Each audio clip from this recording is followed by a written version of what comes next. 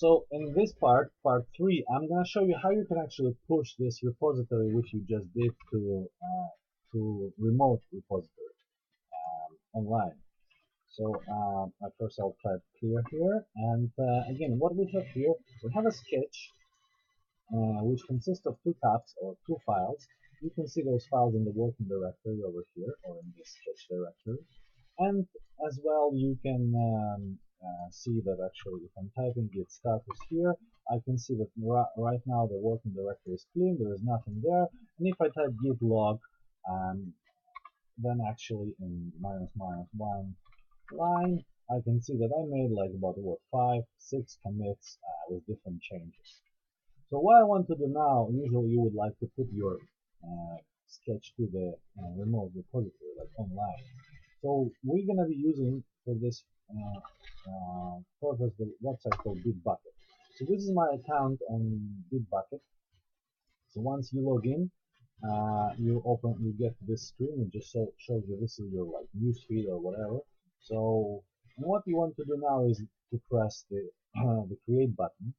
So I'm going to create new repository, and I'm going to name this repository exactly like I named this sketch. I'm going to call it first Git. This is important when you, it's not important now for pushing, but it's very important that it's the same name as your sketch folder. You see your sketch is named first Git. Your main tab is called first Git, and your directory is called first Git. And it's very important that when you name your repository, it's named exactly like that, because otherwise people who are going to replicate or clone your repository and going to try to run your sketch, they will not be.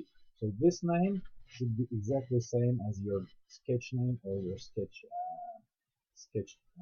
directory. Yeah, and I'll just type. I can actually take this description. This is why it's good to have a description already ready, because it's going to be used in different places. And then I'm going to unclick that this is a private repository because I want this to be public. Then you select Git because that's the version control system you want to use. You don't select anything here. And language, I do not advise you to select here anything, because then it's going to be easier for you to push. Yes, processing is Java and maybe JavaScript, but do not select anything here, otherwise you may have problems pushing your repository over here. Yeah. So create repository, and here you are. We can see that actually over here it says first Git. You are inside of the repository. If you look at the path, you can see there is the first Git is the name of your repo, and then it's your username here. Very good. And then actually it even shows you, suggests what you want to do. What you need to do. You're in get started, and you need to add some code. And you can actually select what you want. Do you want to start from scratch, or you have an existing project to push up? Basically, you need to choose in the workflow we have been learning. I have an existing project to push up. And over here, what you can see, it even tells you which commands you have to execute. So I'm going to show you from scratch. So here I already have my Git Bash open inside of my sketch directory. You can see this is my current directory. It is same as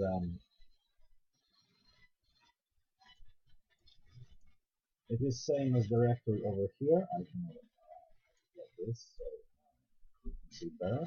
So this path documents and is the same as here, because Git Bash takes your user directory like this, and just like in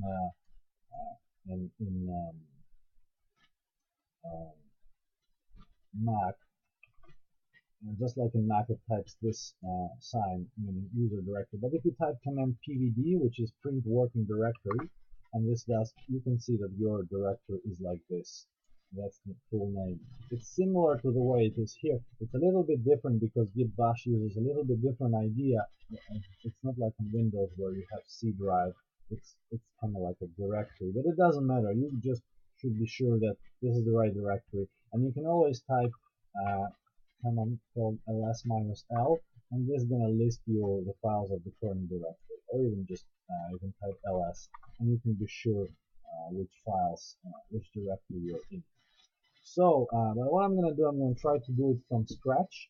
Again, imagine you see the screen and you want to push your new Git repository.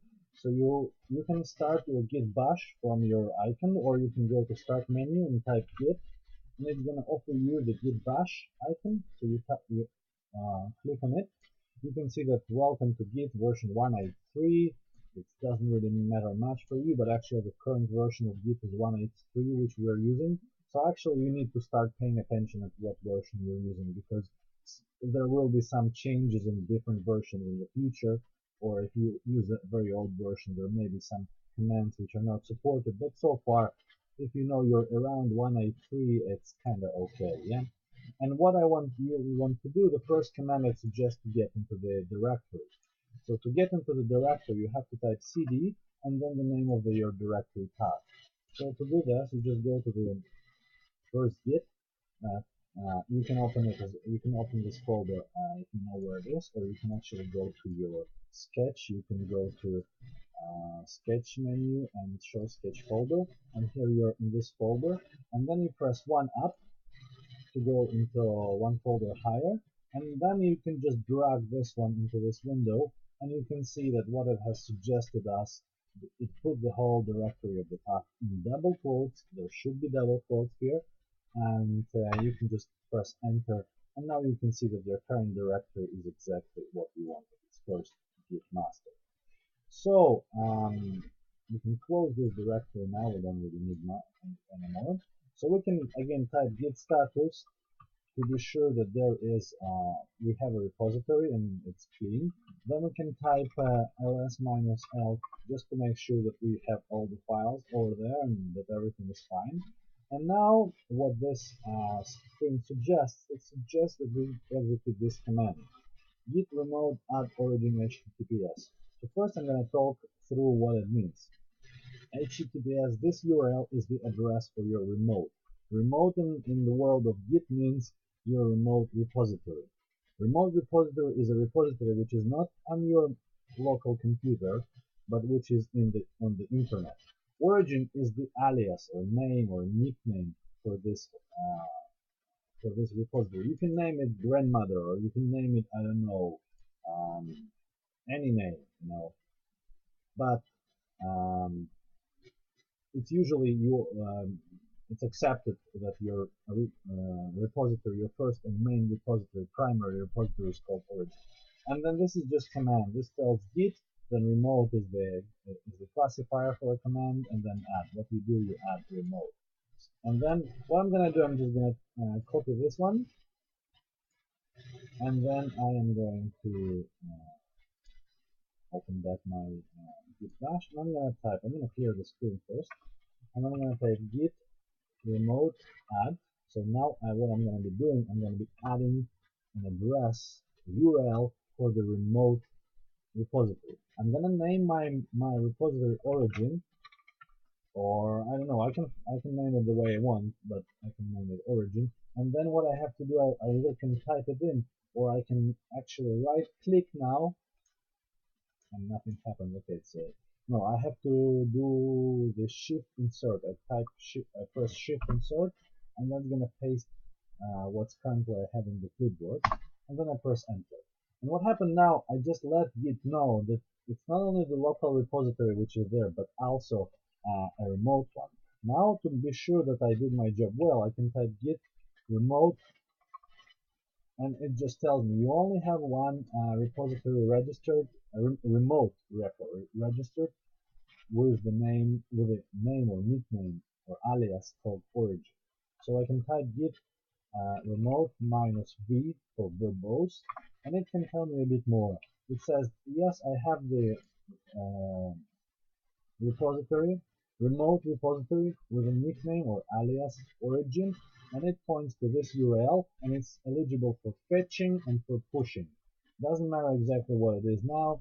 It's just pushing means that you can upload the files, fetching means you can download the files, but basically you know that there is this repository. You can actually add another remote, and call it grandmother, and you can actually now press Shift Insert, and I have added another remote. Surprisingly, they are the same, but Git doesn't really care at the moment if they're same or not. They could be different. You can be pushing your repository to your home server or your grandmother's server, and you can be pushing to your server on Bitbucket, for example. Yeah. Maybe you want to push your every day when you finish your work, you want to push things to Origin just to be sure that all the changes are saved online, but you only want to push to the grandmother repository when actually there is like you come to a major release and which adds some functions which you wanted. So now I can type again git remote, and now I can see that I have two different remote repositories, which are called in the Git lingo remotes. One is called grandmother and another called origin. And again, I can type git remote -v for verbose, and I can see that a bit more details on each of them. That the grandmother here is eligible for fetching and pushing, and origin is eligible for fetching and pushing, and it's all good. Yeah. And now I let Git know that there is this remote available under this nickname, and I would like now finally to push. So if you want to push, you can use this command, which basically tells that you need to push all your current repository to the origin. And -all means all branches, but you only have one branch now, so it doesn't matter. So we're going to do it a variation of this. I'm going to say git push origin master, because remember it was saying all the time, every time I would type git status, it would say you're on branch master. So basically, if I type git push origin master, what I'm saying, push the current repository to the remote repository named origin into the branch master. And that's what's happening now, and I'm asked to put my password.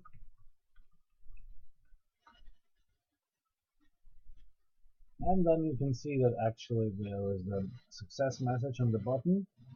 It tells all those different things, and then says new branch created because it's the first time we push, so we created on the remote repository called master. I can take a property make a quick name.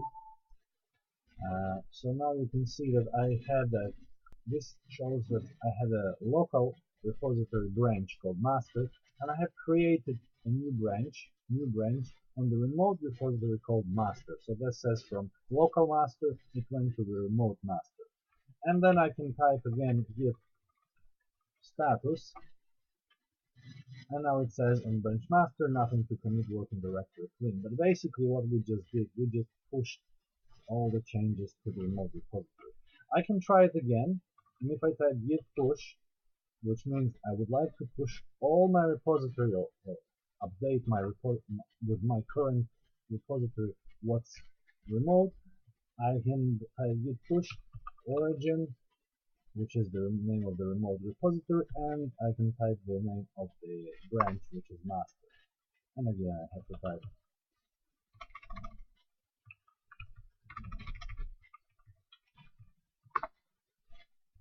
okay, I'm saying fatal in front of fatal error and authentication failed. I can try again because I mistyped my password.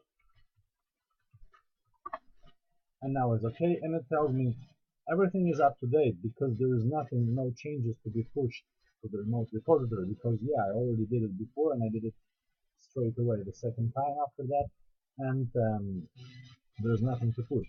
If you want, you can still use those commands to push all. This just means that you're going to push all the branches straight away, and this means that you want to remember those two parameters, so the next time you call push, you can just type git push, and which I'm going to show you now. If I say git push, now it's going to give me all those things, but basically if I don't want to do anything, I can type Ctrl C and it's going to abort this one. But if I type git push -u origin master, what it has done is going to try again, and it says to me everything is up to date, everything is okay. Yeah, nothing has happened, no pushing has happened because it's all already synchronized. But now I can just type git push, and I'm gonna be able to push things again. But anyways, I made an error in the password, but it doesn't matter. Basically, what you do, you either do this command or you just do git push or the master. These two commands are gonna be identical in this case. But now let's take a look at the remote rep. Now I can look at the overview, click on the overview, and I can see that there is a recent activity that I have pushed 6 commits. Exactly those 6 commits which you could have seen here. If I type git log one line, you can see I had 6 commits and they are all here with their shortened hash number, and there are messages, and actually there is one more or something. You can click more and you can see as well. Then there is even time when they were committed to your original repository. So you can look at the source tab and you can see the sources, and it shows you when it was committed the last, what was the last message of the commit. You can click on the source and you can see that's our beautiful sketch. You can click on row if you just want to copy paste this one and paste it into a new sketch, but you don't really need to do that. And then you can type here, click on commits, and you can see the list of commits. You just don't even pay attention to our pull request or anything. You don't really need them. We only need those first 3. And then you can you can go into, you can see there's only one branch, the master branch. You don't have any other one. There's only one, but we're only going to use the master for a while. So you can see there's an author, and if you click on the commit hashtag, you can actually see the changes which were committed, and you can see those magic numbers +1 -0, one line added, none deleted. So you can see that commit has deleted this. And actually, if you go back to the commits, your only commits utils TV. You can go again into this commit, and you can take a look.